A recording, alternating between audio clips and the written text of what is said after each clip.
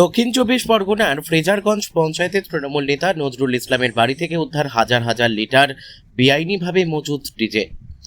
গতকাল স্থানীয় বাসিন্দারা নজরুলের বাড়ি ঘিরে বিক্ষোভ দেখাতে শুরু করলে পুলিশ এসে বাজেয়াপ্ত করে বেআইনিভাবে মজুত 48 ব্যারেল ডিজেল।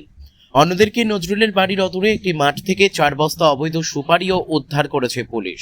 অভিযুক্ত তৃণমূল নেতা নজরুল ইসলাম মোল্লা পলাতক, তবে নজরুলের দাদা আনারুল মোল্লাকে গ্রেপ্তার করেছে পুলিশ। নজরুলের বাড়ি থেকে আটক হয়েছেন ফ্রেজারগঞ্জ তৃণমূল অঞ্চল সভাপতি প্রসেনজিৎ জানা। তাকে ঘিরে চোর চোর স্লোগান দেন স্থানীয় মানুষ। ধৃতকে আজ কাকদ্বীপ মহকুমা আদালতে পেশ করে নিজেদের হেফাজতে নেবে পুলিশ। জিজ্ঞাসাবাদ করে এই বেআইনি মজুত তেলের উৎস জানার চেষ্টা করবে।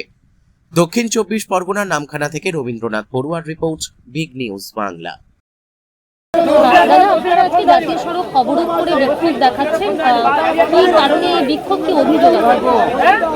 আমি এখানে এলাকার স্থানীয় চিকিৎসক। আমি চেম্বারে থাকাকালীন আমাদের দলীয় কর্মী, আমি ভারতীয় জনতা পার্টির একজন কর্মী, খবর পাই নজরুল ইসলাম মুন্সি রোড বাড়ি, এর বাড়িতে কিছু অবৈধ তেল মজুদ আছে এবং পুরনো দিনে ওর নামে কিছু এফআইআর আছে থানাতে।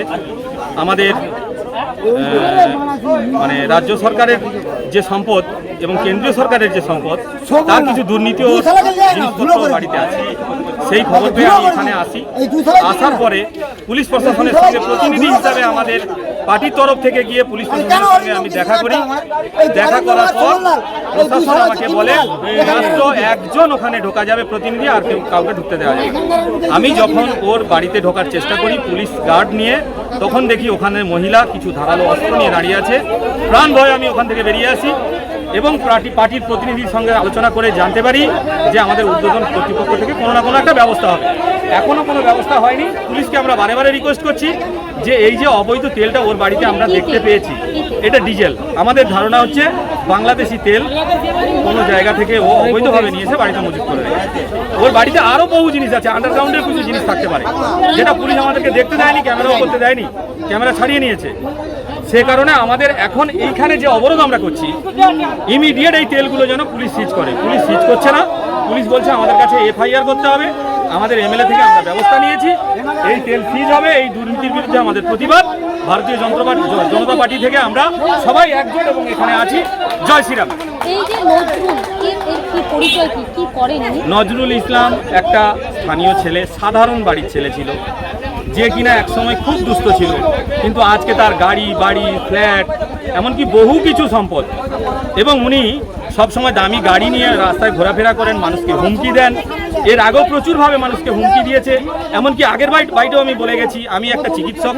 আমাকে ফ্রেজারগঞ্জ গ্রাম পঞ্চায়েত থেকে আমরা কিছু জনতা পার্টির আগে আমফান ঝড়ের পূর্বে যে প্রতিবাদ মুখর করেছিলাম যে কিছু জিনিসপত্র আমাদেরকে টিপল দেওয়া হয়নি। আমি একজন ডাক্তার, আমি কিন্তু চেম্বার থেকে যাইনি। আমার নামে 113 নম্বরে কেস দেওয়া হয়েছিল আমাদের পঞ্চায়েত লুটপাট হিসাবে। আমাকে পর্যন্ত জেল খাটানো হয়েছিল। রাজনৈতিক পার্টির একটা কর্মী এবং লিডার বলতে টিএমসি পার্টি। আমরা চাইছি ইমিডিয়েট নজরুলের বিরুদ্ধে ব্যবস্থা। ও যে দুর্নীতি করেছে ওকে যেন অ্যারেস্ট করা হয়। ওর নামে বর্তমানে ওয়ারেন্ট হয়ে আছে, পুলিশ ওকে খুঁজে বেড়াচ্ছে। ও বাড়ি থেকে ফেরার হয়েছে। বর্তমানে আমাদের ওই পার্টির কর্মীরা যে তেলটাকে দেখতে পেয়েছে 48 ব্যারেল, ওটাকে পুলিশ ইমিডিয়েট যেন সিজ করে। আমার নাম হিমাদ্রি।